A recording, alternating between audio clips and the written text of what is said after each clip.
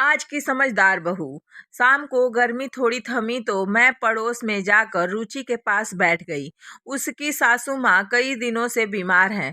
सोचा खबर भी ले आऊं और बैठ भी आऊं। मेरे बैठे बैठे उसकी तीनों देवरानियां भी आ गईं। अम्मा जी कैसी हैं? शिष्टाचारवश पूछकर इत्मीनान से चाय पानी पीने लगी। फिर एक एक करके अम्मा जी की बातें होने लगी। सिर्फ शिकायतें। जब मैं आई तो अम्मा जी ने ऐसा कहा, वैसा कहा, ये कहा, वो किया। आधे घंटे बाद सब यह कहकर चली गईं कि उन्होंने शाम का खाना बनाना है, बच्चे इंतजार कर रहे हैं। कोई भी अम्मा जी के कमरे तक भी न गया। उनके जाने के बाद मैं रुचि से पूछ बैठी, रुचि अम्मा जी आज 1 साल से बीमार हैं और तेरे ही पास हैं। तेरे मन में नहीं आता कि कोई और भी रखे या इनका काम करे? माँ तो सबकी हैं।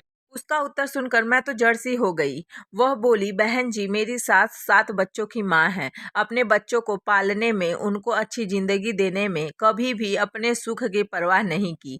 सबकी अच्छी तरह से परवरिश की। ये जो आप देख रही हैं न, मेरा घर है, पति, बेटा, सानो शौकत सब मेरी सासू जी की ही देन है। अपनी अपनी समझ है। मैं सोचती हूँ इन्हें क्या क्या खिला पिला दूं, कितना सुख दूं। मेरे बेटे बेटी अपनी दादी के पास सुबह शाम बैठते हैं। उन्हें देखकर वो मुस्कुराती हैं। अपने कमजोर हाथों से वो उनका माथा, चेहरा और शरीर सहलाकर उन्हें भी भरकर दुआएं देती हैं। जब मैं इनको नहलाती, खिलाती, पिलाती हूँ और इनकी सेवा करती हूँ तो जो संतुष्टि के भाव मेरे पति के चेहरे पर आते हैं, उसे देखकर मैं धन्य हो जाती हूँ।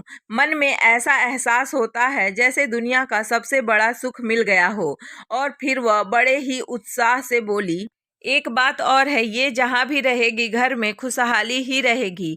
ये तो मेरा तीसरा बच्चा बन चुकी है। और ये कहकर वह सुसक सुसक कर रो पड़ी। मैं इस जमाने में उसकी यह समझदारी देखकर हैरान थी। मैंने उसे अपनी छाती से लगाया और मन ही मन उसे नमन किया और उसकी सराहना की। कैसे ही कुछ निहित स्वार्थी और अपने ही लोग तरह तरह के बहाने बना लेते हैं तथा अपनी आजादी और ऐशो अयासी के लिए अपनी प्यार एवं ममता की मूरत को ठुकरा देते